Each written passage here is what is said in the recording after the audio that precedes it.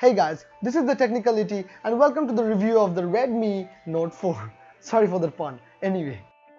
The Redmi Note 3 was graciously a very popular phone, and the Note 4 succeeded to use all its negativity somewhat positively.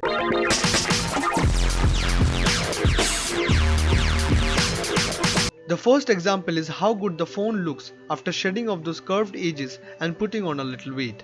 The Note 4, though only 1 gram heavier, looks great and feels far more confident to get a grip on. There, on the top, there is the headphone jack and the usual button configuration on the right. Behind the phone is a very snappy and responsive fingerprint reader just below the camera, which we will come back to for sure. The Note 4 got a really good update in the specification department. It has moved to a 2 GHz octa-core Snapdragon 625 processor in place of the 1.4 GHz hexa-core in the Redmi Note 3. However, it should be noted that we are using the 3GB RAM and 32GB storage variant, which comes for $150 or around $10,999 in Indian currency. And the one with the 4GB RAM and the 64GB storage comes with a price tag of around $200 or around 12,999 rupees. There is also a 2GB variant which seems rather pointless, especially in 2017. With the Note 4's display, Xiaomi however did not try to trump the previous one, and it basically inherits the same 5.5-inch Full HD display. But however, I don't think there is anything to dislike from what I see here. The display, which even has a tad bit less pixel density than its older brother, is still no doubt a very good fix for media consumption, web surfing or gaming. Games overall perform very well without any noticeable lag. A more detailed video of gaming and benchmark testing is linked here. This phone with stock Android would be absolutely crazy. Regardless, the MIUI 8 is not exactly half bad, cause it also houses some of the most beautiful Android themes I have ever seen, which makes this phone all the more attractive. Talking about the 13 megapixel primary camera instead of the 16 megapixel one found in the last generation Redmi Note, it's very obvious that if you like Redmi pictures that is a bit more vibrant, little oversaturated and with somewhat high contrast, you will love this camera as well.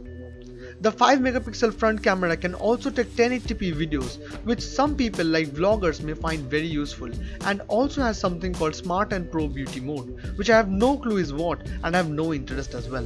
Thank you Xiaomi. Anyway, where the Redmi has got a bump is in the battery section. With a total of 4100 mAh battery from a previously 40-50 mAh, it almost easily goes throughout the day and even more with a good amount of use considering that it has to drive the 5.5-inch screen. The Redmi also adds a number of features that you get with the similar phones, plus some of its own tweaks that again Redmi lovers will be very fond of.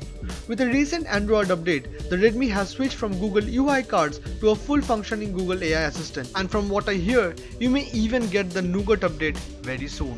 In order to sum up the Redmi Note 4, we'll first have to understand what this phone stands for. See, basically since the Redmi Note 3, Xiaomi is trying to cram as much power possible within the tiniest of budget points, and they're becoming quite successful in doing so, as well as adding a number of software functionalities to, value add it up. But with these heavy customizations, what you are actually missing out on is the stock Android experience, which, especially with this well-built and such a powerful phone, would have felt far more awesome, I suppose. So for those people who are absolutely fond of the stock Android experience, I would suggest you go ahead and check out the Lenovo K6 Power, which I will have a video already out over here, and the Motorola G5, which is also by Lenovo but kind of get rid of some of the Lenovo quirks. I'm talking about UI. Anyway, if you have managed to stay till this part of the video, then you already know what the whole point is. If you can afford a little bit of bloatware, and especially that becomes easy with such a powerful phone, then this is going to give you a very good and premium experience. But over time, with storage of media and more apps, this device may lag a bit, or quite heavily, you never know.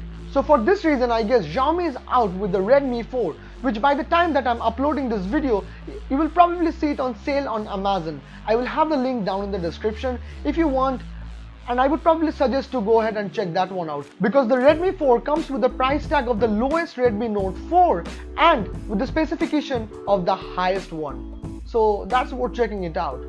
Anyways, let me know, and let me know if you like this video or not by clicking on the like button or the dislike button, and better you write in the comments down below what you want me to improve or how am I doing. And for more videos like this, please click on the subscribe button because I will be upload far more videos. And oh, did I tell you before? I'm also uploading a series where I upload new gadgets every Tuesday and Saturday. You can check that one out. I will have it linked here as well. So thank you. I'll see you in the next video, or maybe not.